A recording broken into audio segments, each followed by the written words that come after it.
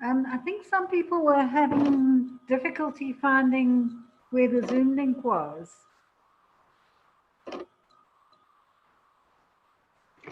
Yeah, thanks, Alison. You got there, great. Thanks, I got you, but only because of your link.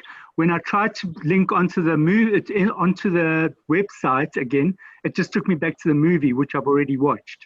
So what you have to do is you've got to go to the bottom of the description, and then there's a link there. Okay, but thanks, I got in. People might also get confused about that.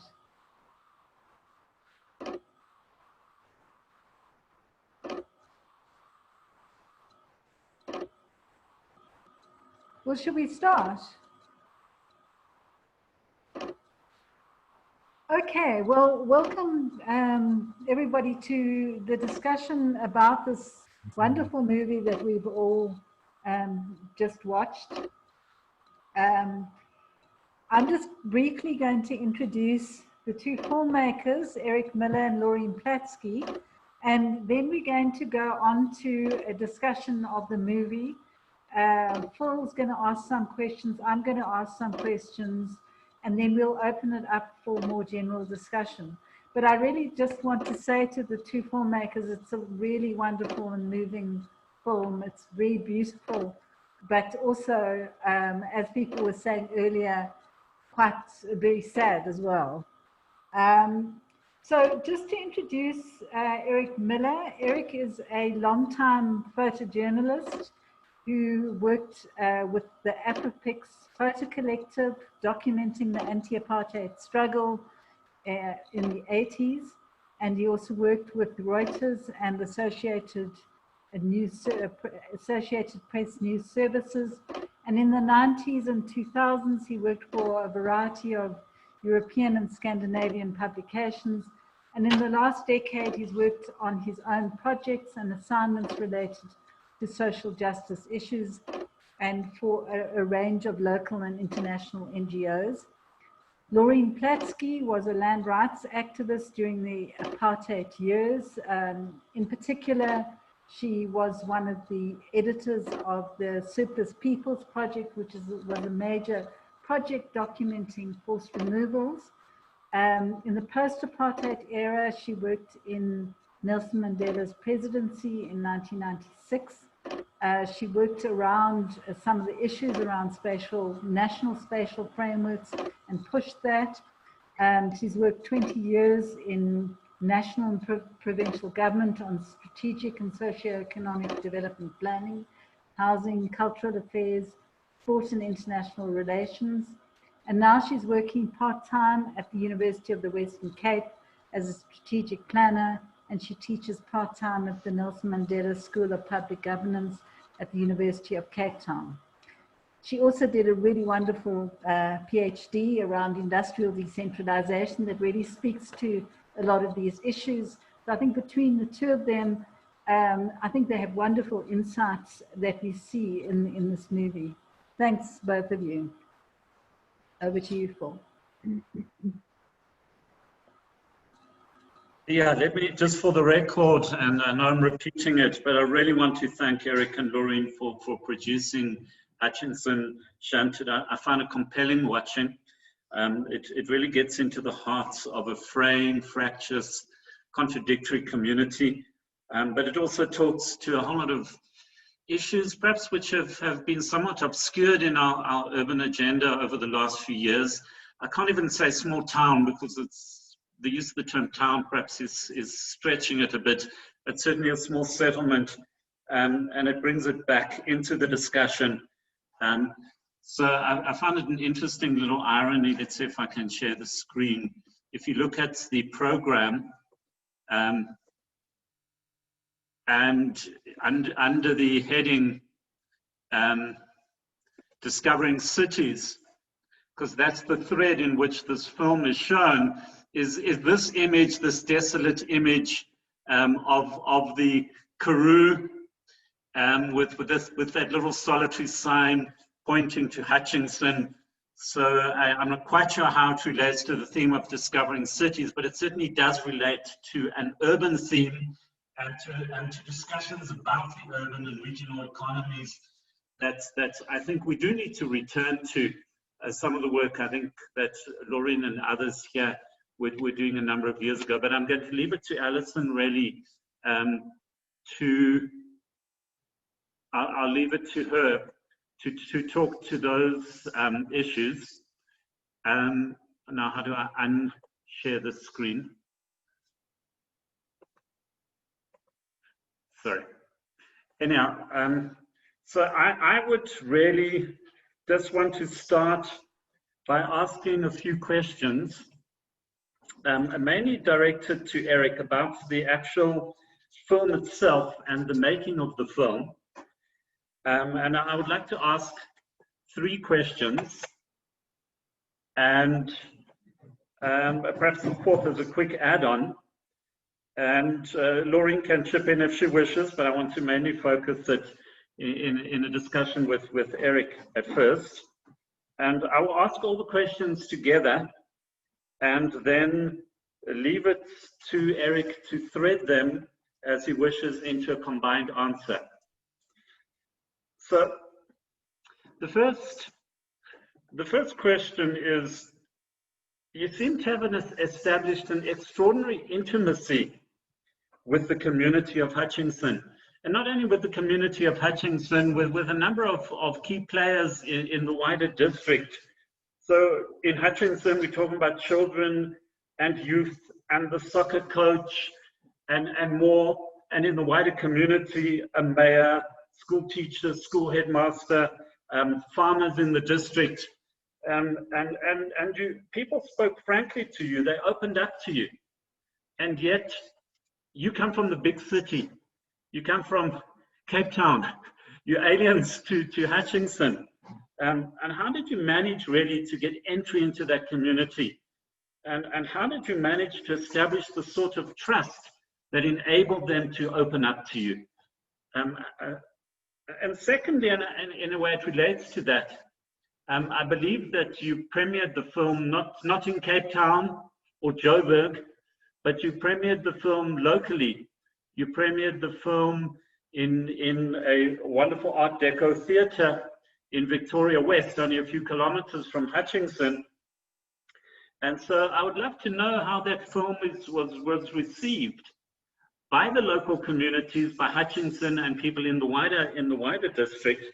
And perhaps there were some controversies that it provoked that you might like to tell us about.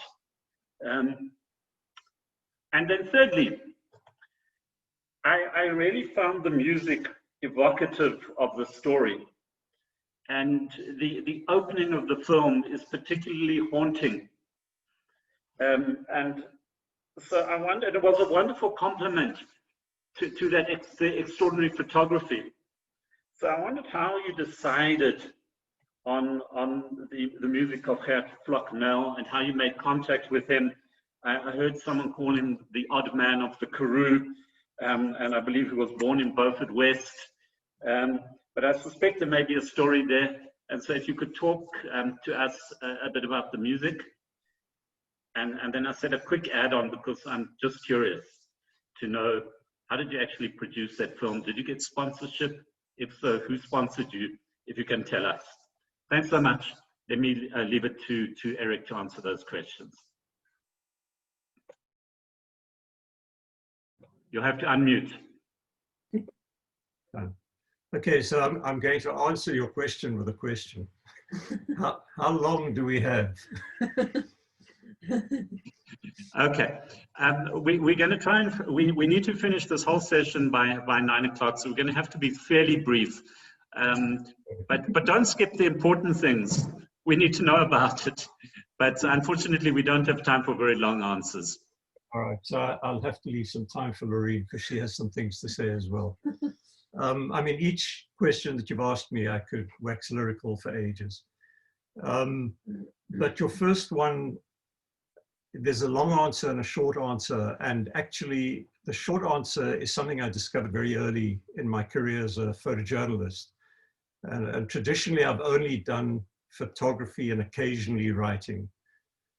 But I learned very quickly that when you're in particular communities, that if you ask people and they perceive you to be interested and caring about the answer, they will answer, and they will answer often at length and quite openly and honestly. And so in a lot of projects that I've worked on and a lot of work that I've done all over the country and in other countries, it's been a repeat thing over and over again that if you ask people and if you're interested in the stories that people have to tell, they are more than willing to tell you their stories. And one of the consciousnesses that I developed over the years was that this was one of the iniquities of apartheid, in that it said to so many people, we don't care about your story, we don't want to hear from you, we're not interested in your lives. There was no real interest in hearing what people had to say, the majority of people in this country. So that was the very simple, basic understanding that I came to quite soon in the 1980s, when I started moving into different communities and engaging with people. And that's proved to be true, and up to now, that's proved to be the way of doing it. And it's been a very successful way of engaging with people. If you go in there with an open mind and an open ear, then people are willing to talk. In Hutchinson, it was facilitated to a large extent by Marlene.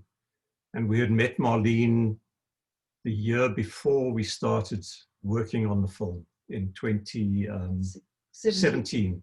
We started in March 2018. And Marlene was super excited when we met her to tell us the stories of Hutchinson and to introduce us. And she remains to this day absolutely excited by the things that have been happening with the film and the fact that it's been out there and in the public eye. So she took us there the first time, and she introduced us to a lot of people. And that's also a key to accessing people's trust and gaining people's trust and their stories, is that if you come with someone, so often I'm working with an organization or with particular people from the community who know the community, and they act as a key into that community. So that was very much the case in Hutchinson. We had Marlene as an access point, and we were there. And I guess the third part of it was that we also went back, and we went back, and we went back. We were there in total, I think, 7 times, mostly for 2 or 3 days at a time. And occasionally I was there for 5 or 6 days at a time. And so being repeat visitors and going back there frequently, and people seeing that we were actually committed to the work that we were doing and the stories. And every time we went back, I took pictures back. I was shooting a lot of stills pictures as well of people. And I would take those pictures back and hand those out to the families, the children, whoever I'd taken pictures of. So all of those things contributed to a very powerful connection with people in that community and a willingness to talk to us over that time. And that kind of leads into your second question about the first showings of the film in Hutchinson.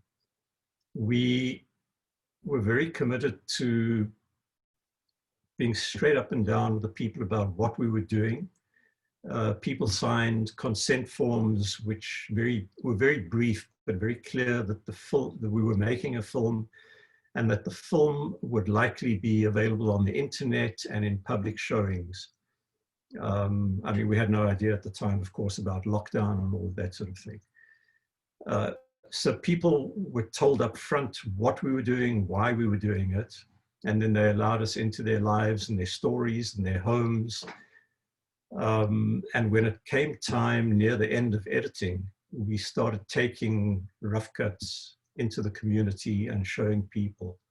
So we showed the film, the full film, for the first time in September last year. But during August, we went back there with an almost final cut. And we showed everyone who was interviewed in the film, except for two people. One was ill and we couldn't get hold of him, and the other guy we couldn't track down. But everybody else that we interviewed, we had an opportunity to show them the film at home, at the office, wherever it was. And then we had, and sometimes in families. So in Beaufort West, we showed it a couple of times.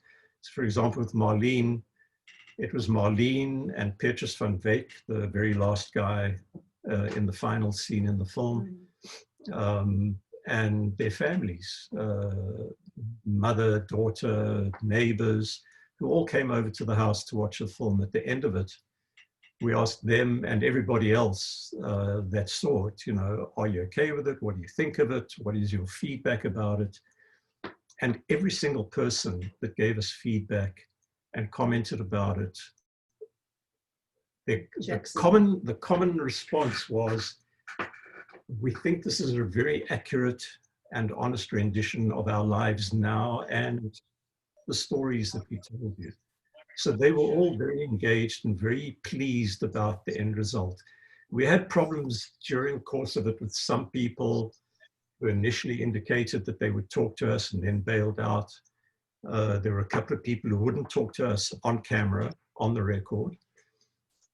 But everybody that talked to us and that appeared in the film was happy with the way they were rendered in the film as being an accurate rendition of what they had to say. And then we went finally on the Heritage Day weekend last year, September 24, long weekend.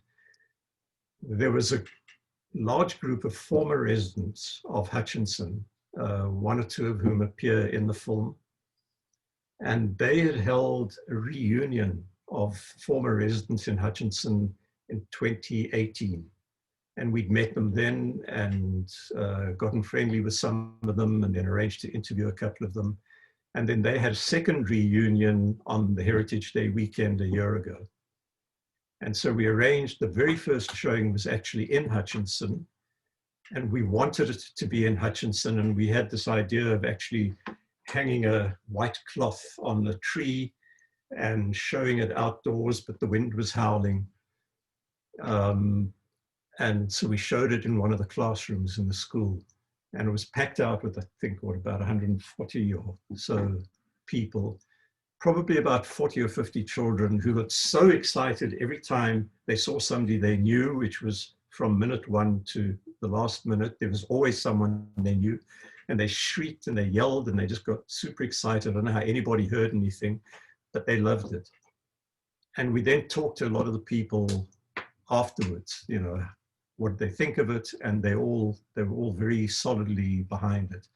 And similarly, we then 2-3 days later showed it at the Apollo, which is an extraordinary theater. It's the last remaining Art Deco theater in South Africa.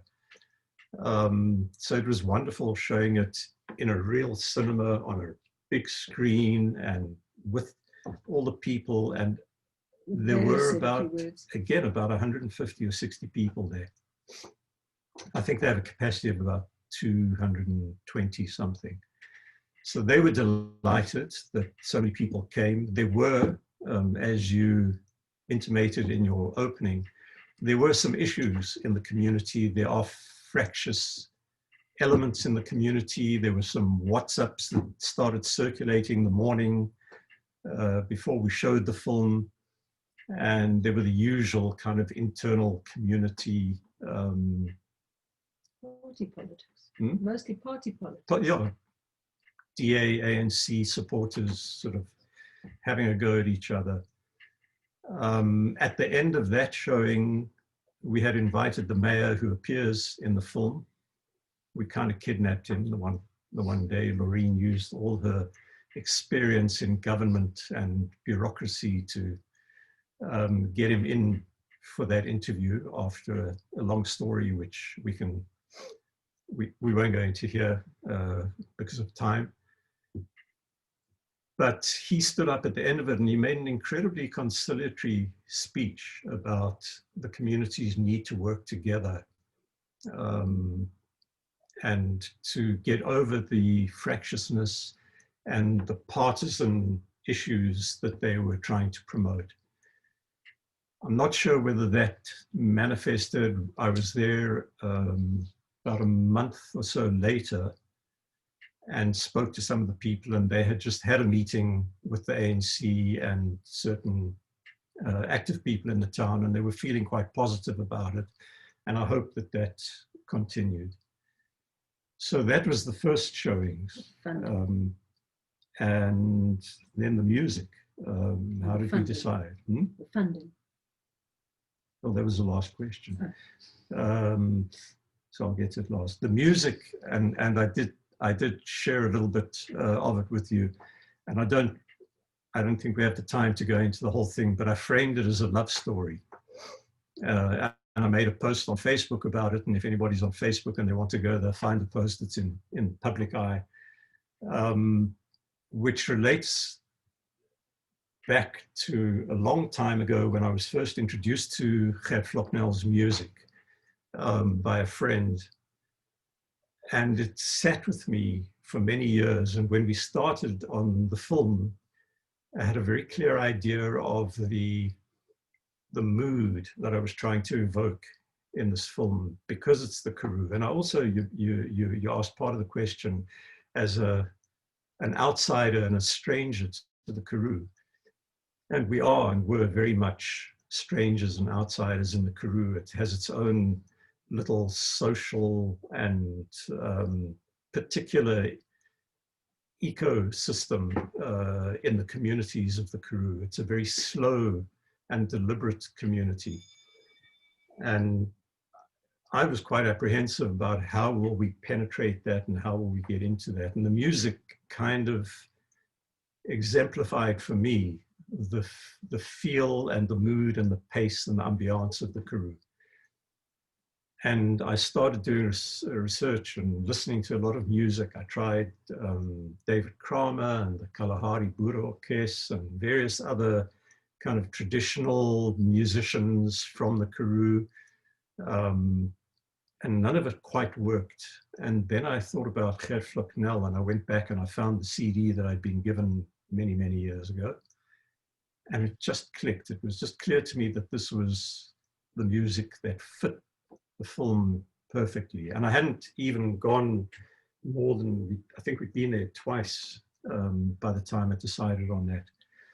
So I decided I need to get hold of Garth Klein, but I delayed and delayed because I thought, I don't know this man. I don't know anything about his worldview, his politics. I can feel and hear that he's a poet and he feels deeply, but I'm not sure exactly what he feels deeply about. Maybe he doesn't feel deeply about the things that I feel deeply about, and that I'm very open and upfront with on Facebook and in my engagements with people. And so I delayed and delayed until I couldn't delay anymore. A couple of months before, we had to tie everything down. And I finally tracked him down through various ways, and we went to meet him. And we had a most extraordinary meeting with him. He first wanted to meet in a pub, and my heart kind of turned over because I don't do pubs. I don't know how pubs work. I don't drink alcohol in any significant quantity. And I just thought the last place I really feel comfortable is in a pub. So I agreed because he said, let's meet in a pub in Beaufort West. And at the last minute, he changed and said, come and meet me. I'm at some friend's house, which we did. And it was an extraordinary meeting. He's just an incredible spirit and presence, and his whole personality is so calm and calming. And so we spoke with him and we drank some wine, and he drank whatever he was drinking, and his friends in the garden were busy painting on easels, and it was a very strange encounter. And at the end, I asked him, we made all the small talk, and then in the end, we got down to the reason for it. And he had no hesitation. I said to him, we were very keen to use the music because it fit so well. He said, sure, no problem. And then he went further than that, and I don't really talk about it a lot, but part of the issue, and this ties in with your last question about sponsorship, we didn't really have sponsorship. We got a contribution, which we've credited at the end, but that covered about 10% of the cost of the whole thing. The rest of that enterprise we basically paid for. So we were very sensitive about finances and spending money. And I knew that if he had an agent or sent us to an agent or somebody, they would be asking an amount of money that we probably couldn't afford. And so when we got onto the money thing, he said, no, it's fine. Don't worry about it. Just use it. And I practically fell off my chair. And I was kind of overwhelmed, and I blurted out a few things which you can only hear about if you go to Facebook. But he was amazing. And we've met him a few times. We've been to a few of his concerts. We've been to some of his online concerts. And we've kept sporadic contact with him. So that was really how the music, and a lot of people have commented how the music acts as an anchor right through the film and draws that ambiance right through the film. And I was enormously, we've been incredibly happy about being able to use that and the way that it fits with what we did. That's it. Eric, wonderful. Thank you so much. I'd like to talk more, but we have to move on. Yeah. And we also want to give a little bit of time for some of the other participants to come in with some comments or questions. So Alison, do you want to direct questions? I think mainly to Laurine now. Okay, thanks, Paul. Laurine, obviously what comes through so clearly in this is the impact of economic change, and in this case particularly the changing transport systems, the changing technology and its impact on the town. So I wondered if you could say more about that, and also about how Transnet is reacting to it. There's that very interesting story that sits there about the houses and what's going on with them as well. So I wondered if you could say more about that. And then also the whole story about who's there, who's in the town, who's come in, why people are staying there, why they aren't moving out, or why some people are, that sort of dynamic. And then lastly, also about the whole question of institutions and governance.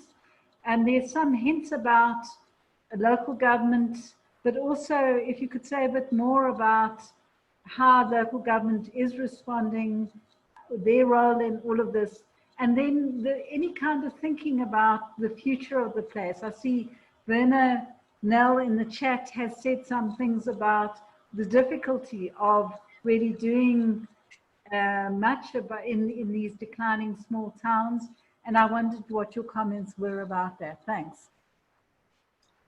Thanks very much, and thanks to the Urban Festival for this opportunity. It's really, I think, something quite exciting for me with my background in planning, and I never expected to be using that analysis to understand Hutchinson, but it really does fit in a way.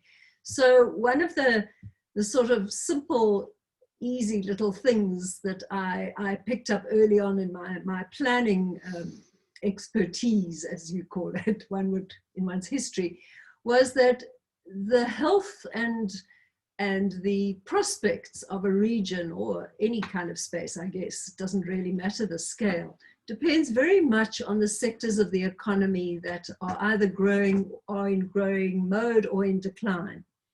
And so the health of a region like you know, the Karoo, if you think about places like Oudtshoorn during the ostrich boom, and when the you know, Paris was full of ostrich feathers for fashion and all that kind of thing, and you know, the prosperity of a place like Oudtshoorn. Well, the prosperity of places like Victoria West were very much dependent on the Karoo, and you know, it was very much meat and sheep and all that kind of thing. And people told us stories of, you know, when I think one of the old ladies talks in the movie about when they were connected to Carnarvon, and they had this little old train called Coffee Pot, And, you know, they were highly connected, all those small places. And that was largely around the agricultural economy. And then the most important thing with Hutchinson was that it was not, or let me put it this way, Victoria West, for political reasons in those times, was bypassed when the main line was built between Cape Town and Johannesburg. And so Hutchinson initially was known as Victoria West kind of junction or Victoria West Road or something like that. It's 10 kilometers away. And its whole raison d'etre was being a railway junction, because what you would do is you would get off at Hutchinson and you would take a railway bus to Carnarvon, or later the little railway, or you would go to various places, right down to Graaff-Reinet, in fact. So it was very much a passenger junction in the days when, long before the N1 was built and roads overtook both passenger and freight. And so that's on the one side. The other side, of course, was the technology.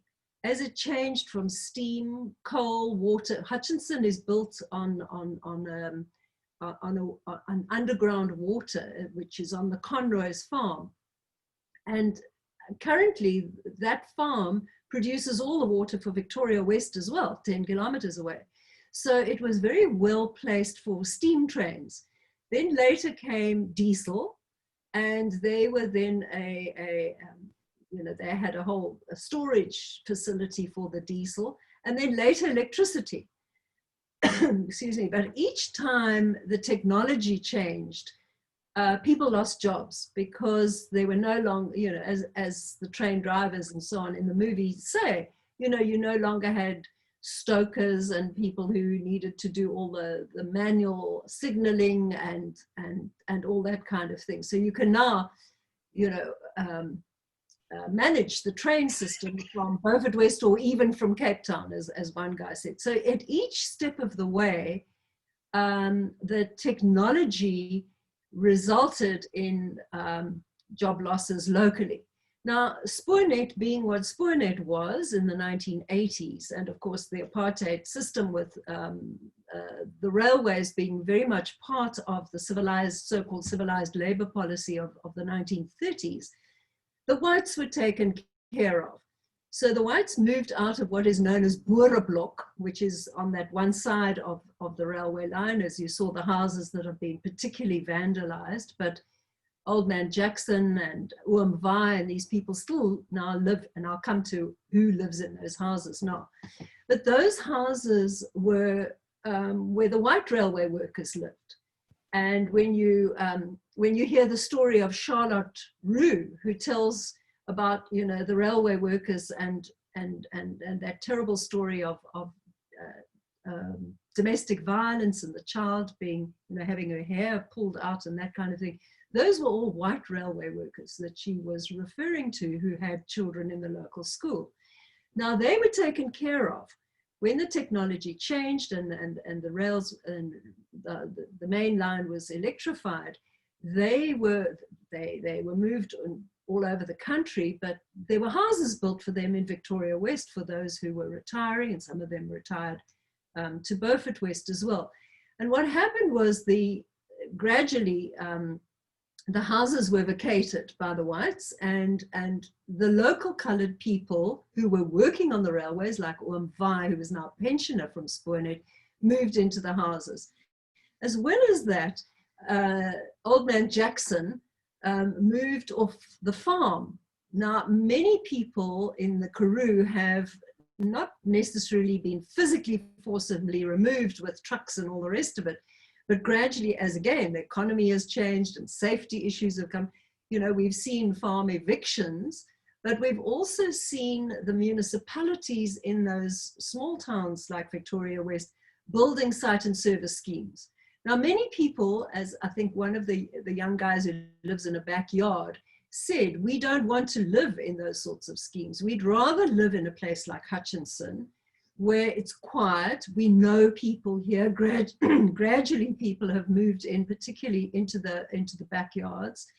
And although they haven't got electricity, they can use what, you know, the main house. And the main houses, even the ones that are partially vandalized, still have access to the minimum services. So they have, you know, X amount of free electricity a month if they're connected. Obviously, you know, the really dilapidated backyards don't have their own electricity, but they have running water, and they have a flush toilet system.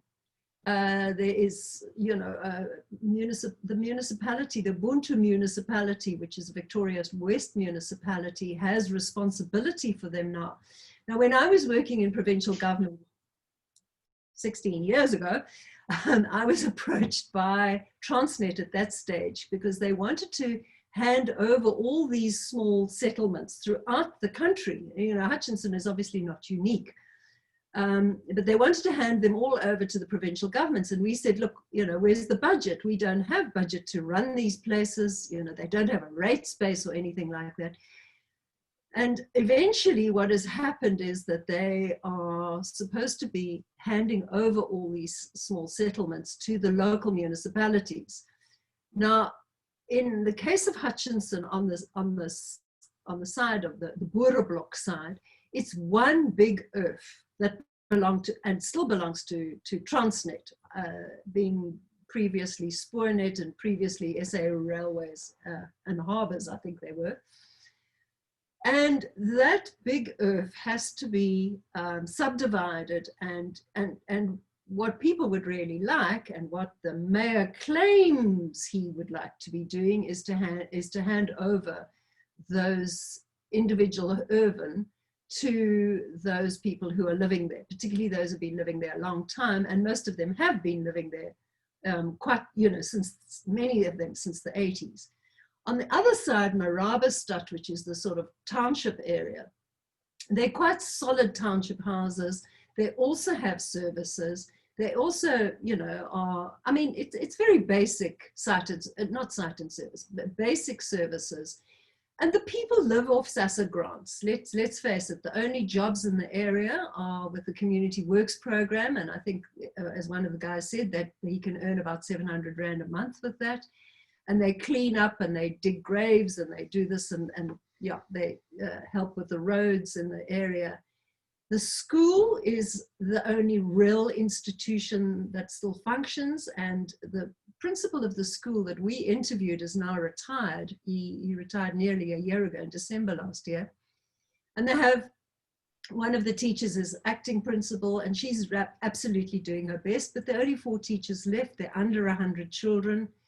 They're all in the primary school, and they go through to Victoria West to the hostel, to high school, or they hitchhike in and out of town every day to go to school. So it's really the most, and I would say the most effective institutional aspect of Hutchinson. But really there's a huge struggle around what leadership and what it means, and you know, there's nothing much to do. Alcohol is a huge problem in the area, and everybody sees it as, you know, not really with a great future. When we talk to people like Marlene and Petrus de Bruin and so on, they say, well, you know, maybe we could make it into a retirement center, because we all have such great memories. And it's not a pretty little place like Mikey's Fontaine. So the future of a place like that, I think, is very limited. But on the other hand, as people say, it's quiet. We all know each other. You know, it's safe in the sense that you know who the drunks are, and you know to keep out of their way, and you know who's going to cause trouble. But yeah, I think it's all relative, isn't it, as to what is a desirable place to live.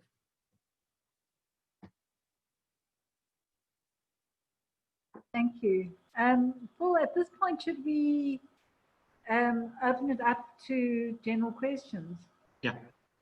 So we've got a few minutes, and it would be nice to hear some comments from those who've watched the film, and we might not have time for detailed responses to your questions, but you can raise the questions and certainly offer any comments. Let's see if there are any hands. Anyone want to come in? We're small groups, so you can just come in. You don't have to wait for me. I see, Werner, you might want to come in with you made some interesting comments about Springfontein. And I was wondering, have you been doing work on Springfontein? And you seem to suggest that there's a strong similarity between Springfontein and Hutchinson. Thanks. Well, Springfontein is a small town in the Kopanang municipality, which technically could also be considered part of the Karoo. It was a siding or a junction of some kind, and with the demise of the railways, nothing is happening. There's lots of RDP, BNG housing happening, some of it right as far away from the former centre as possible. But the thing that struck me when I was there last was that there was no single formal shop in the town, and there must be 400 or 500 houses, if not more, and that was just a very strange experience. We were trying to do some research work in the area, but we couldn't get anything out of the municipality to help us, and so we didn't get very far. Thanks, Werner. I mean, it is very interesting looking at settlements attracting people, but without any evident economic base. I don't know if anyone else wants to comment.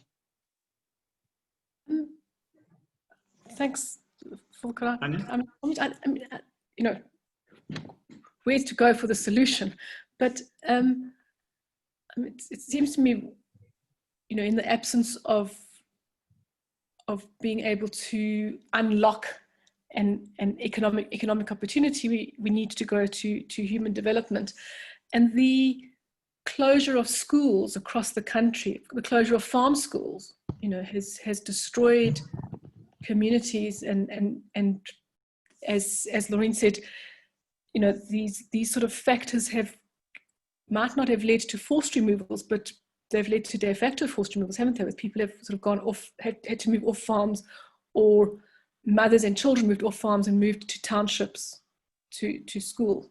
And what we've forgotten or failed to grow in this country is the ability to teach under the tree and to provide a good education, you know, under the tree. And so much of that story was the link between the school and the community and the destruction. And then I guess there was the sort of the two obvious points was also for me, obviously, you know, the failure to hand over tenure and title, which it at least might have turned those homes into some kind of assets. We understand in that bleak economy that doesn't bode well. And our failure across the country around railways. Lee put money into the railways and take all the bloody money away from Spoornet and Prasa, who should pay for the destruction in our cities. You know, from Johannesburg to Hutchinson. So yeah, those are my thoughts on it. Wonderful. Thanks so much, Tanya. Is there someone else? Yeah, come in. Ponder a bit on the school thing. You know, so I'm a bit of a disciplinarian when it comes to kids going to school.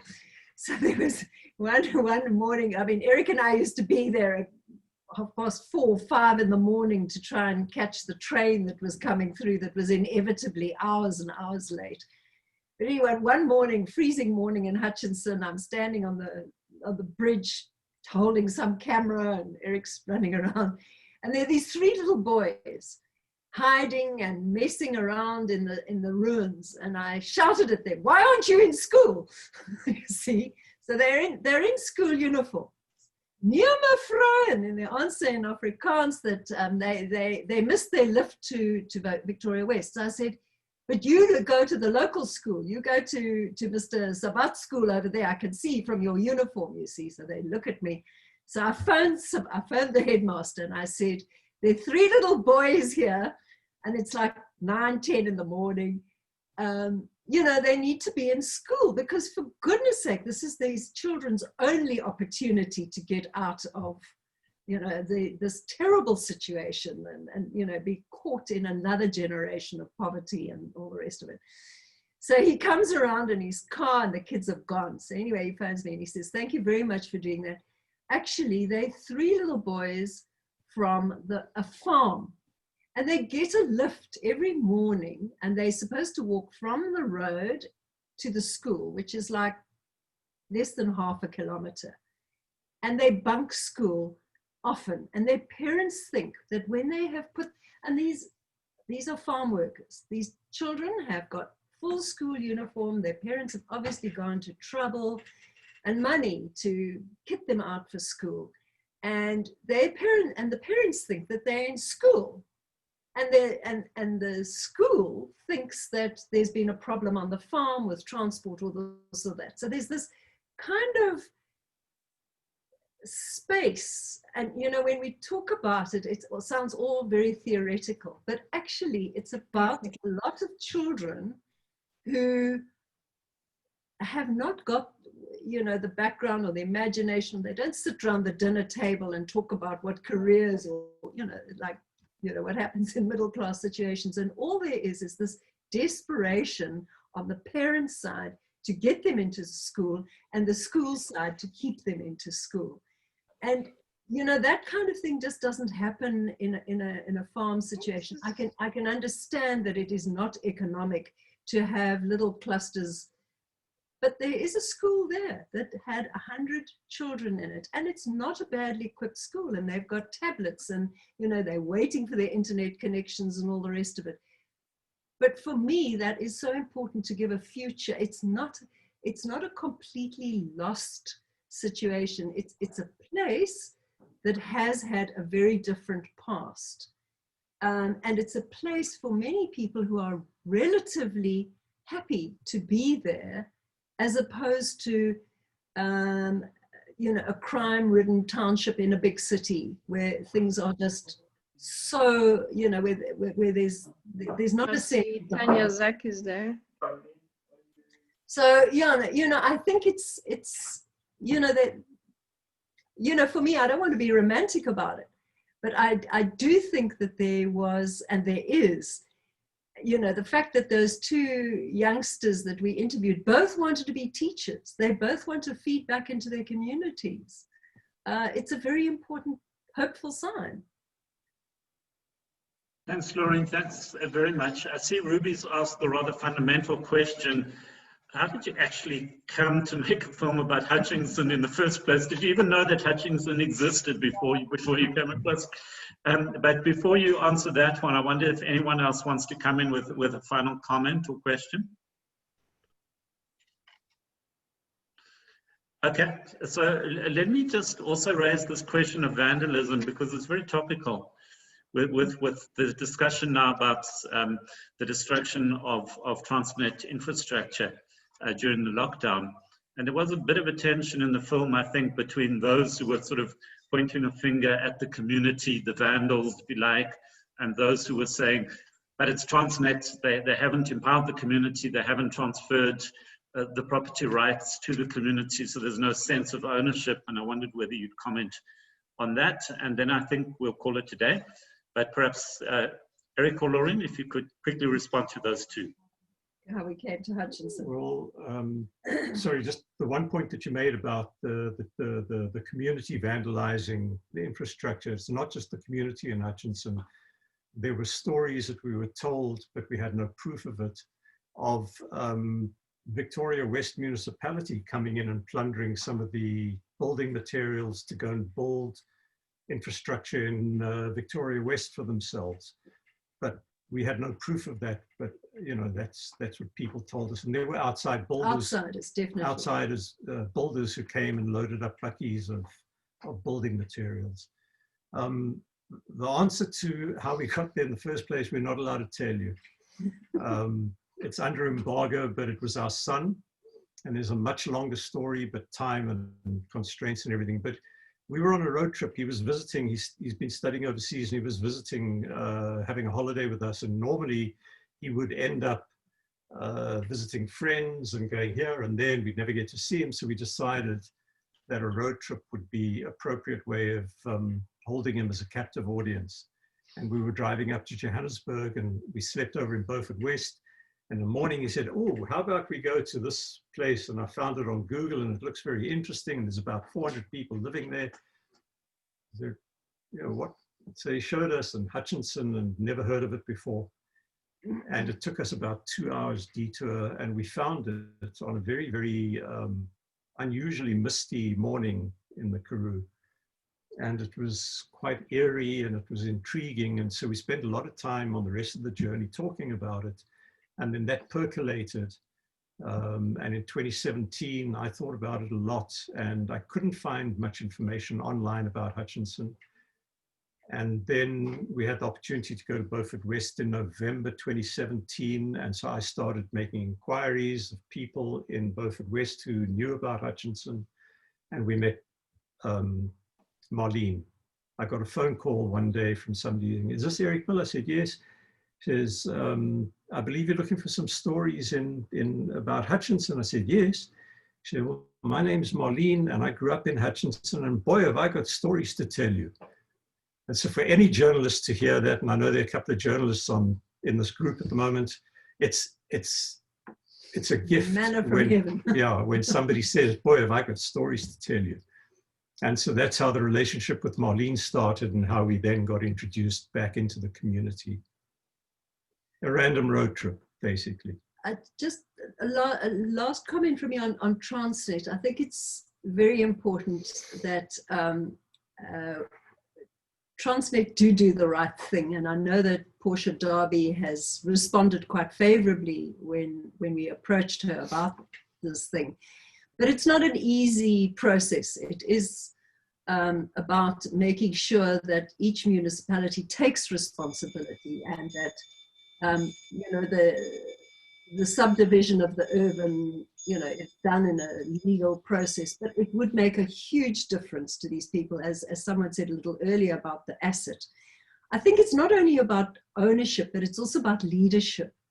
And, you know, that's why we really liked the young Rasta soccer coach, because he was instilling this feeling that, you know, whoever you are, when you live in a place like that, you can become committed to, and it's small enough. The scale is small enough for everybody to actually, you know, support each other and to stop some of that vandalism, and to just, you know, make a stand. But most of them have felt so completely unempowered and so completely alone in it that, you know, the municipality hasn't been much help. Transnet's been no help at all so far.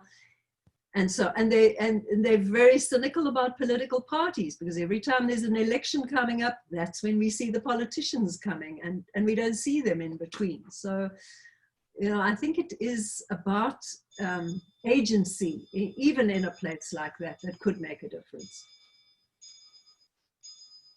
Well, I said we would finish at 9 o'clock. So I really must once again thank Eric and Laurine on behalf of Alison and myself. And thanks to everyone who've not only watched the film, but you took time right at the end, the tail end of a weekend, to come and have a discussion about it.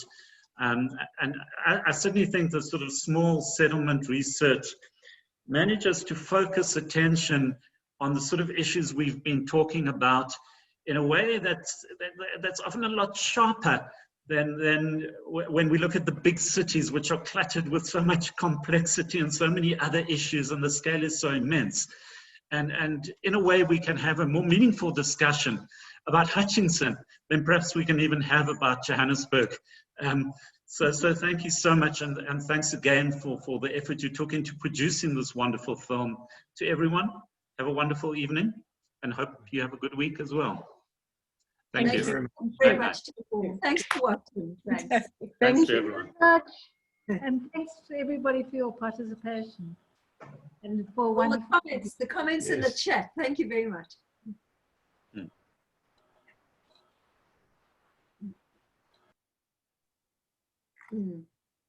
Sophia, you'll have to tell us what's going to happen with these recordings if it becomes available. but I'm sure we will be advised during the course of the festival. Thank you. Okay, I'll reach out. Sure. Come back, it'll come back. Thanks, Phil. Thank you, everyone. Thanks, Lee. Right. Thank you, everyone. Thanks. Bye. Bye-bye. Thank you, Johan and Ineke. Bye-bye. Mhm. Bye. Bye.